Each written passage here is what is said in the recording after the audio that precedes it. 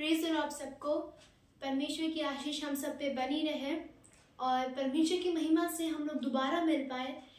बहुत महीनों के बाद हम दोबारा मिल पाए और परमेश्वर ने पवित्र आत्मा में मुझे एक नया धुन और शब्द दिए जिससे मैं गाना बना सकी।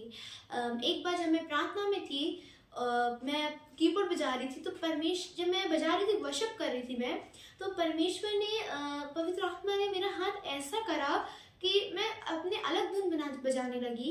और जब मैं धुन बजा रही तो मेरे मुंह से शब्द ही निकल रहे थे जिसको मैं नोट भी करती जा रही थी, लिखती भी जा रही थी।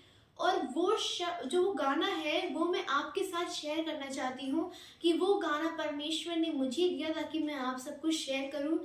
जैसे आप वचन पढ़ने गाना गाने से पहले मैं एक वचन पढ़ना चाहूँगी।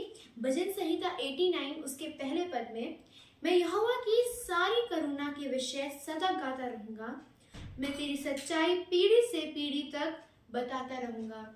इस वचन से हम इस पूरे गाने को शुरू करेंगे।